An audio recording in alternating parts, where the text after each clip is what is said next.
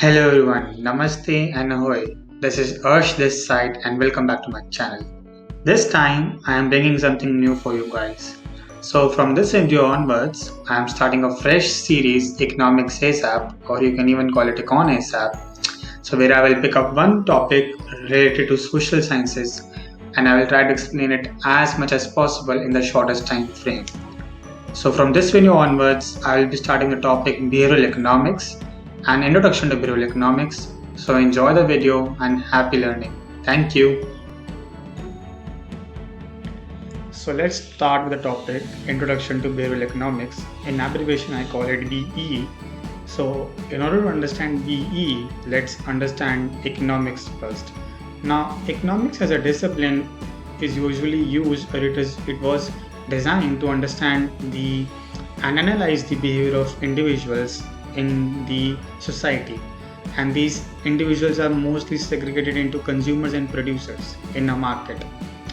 However, in order to understand the relation and interaction between human beings, mainly consumers and producers, economists have devised a lot of assumptions in order to understand these interaction, these relations. And a lot of those assumptions, which forms the basis of economic models and theories, are actually not aligned with the real life. They are usually criticized to be unreal. And for example, there is an assumption that consumers and producers or human beings are rational creatures, but in reality that does not happen to be the case, right? Another example is that whenever we enter in the market, consumers have perfect information, but you see whenever you enter into a simplest form of market, for example, you're buying a fabric or buying shoes, you don't know the complete information about those products which you are buying, right? So the impact of these unreal assumptions or assumptions not aligned with the real life is that the predictions made by economic models on large scale sometimes go wrong, and these unreal assumptions, these wrong predictions, leads to wrong policy making. So then comes behavioral economics. Now, behavioral economics does not challenge the existing neoclassical economics, which we just talked about, but it tries to improve that predictability of traditional economic models. So, for example, they let go of these unreal assumptions which are used in the current economic models.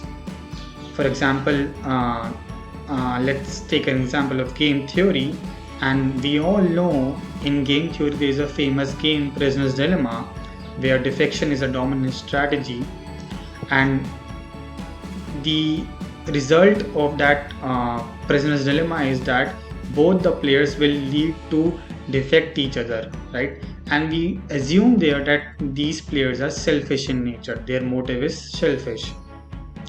But if we let go of that assumption and say that people can be selfish but also have a sense of altruism, I mean, they also have a sense of caring for others, right? Meaning that there is a tendency to cooperate with each other. The players in the Prisoner's Dilemma can cooperate with each other. And see, like, if the players cooperate rather than defect, the cooperation will lead to higher economic welfare, higher socio-economic welfare than when players choose the strategy of defecting each other. So in simpler terms, in precise terms, behavioral economics uses variants of traditional economic assumptions to explain and predict behavior and to provide policy prescriptions, right?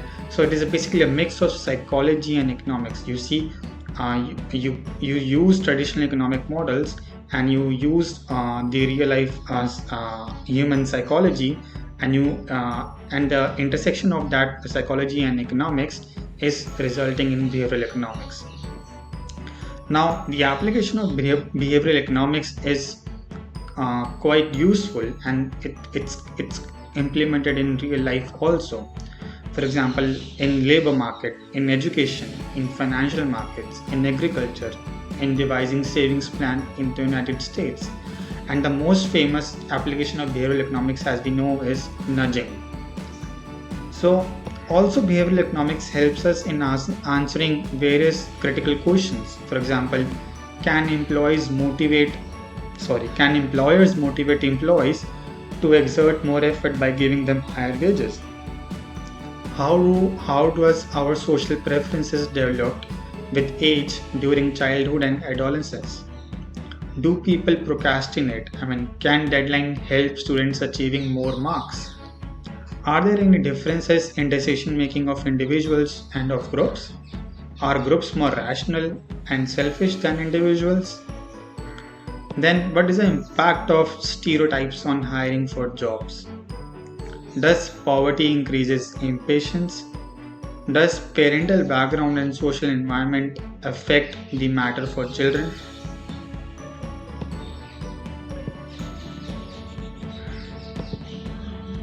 Now, you must be wondering why actually I chose this topic, behavioral economics, because behavioral economics has been quite in demand in the past half decade because even the employers in the industry and the academicians in the universities both are thrusting on behavioral economics because there is a wide scale acceptance that the traditional economic models actually fail to predict right and thus leads to wrong policy making. So this gentleman, Richard H. Thaler, he built up a connection between economy and psychology in individual decision making. And for that reason, he also received a Nobel Prize in Economics in 2017. And he wrote much famous book, Rich Nudge, and the making of behavioral economics, misbehaving. So if you want to understand or read about behavioral economics in more detail, I think one should read these books. And also, behavioral economics is not all about pros and not any cons, but there are various criticisms also for this new development. Firstly, is that it is not widely applied, right?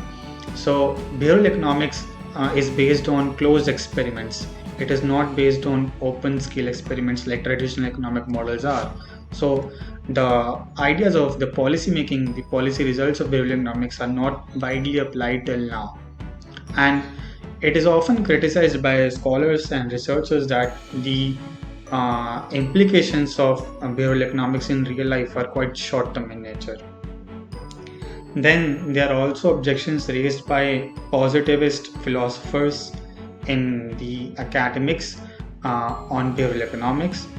Then it is often seen that private companies reap more benefits in applying the concepts of behavioral economics than government for increasing welfare.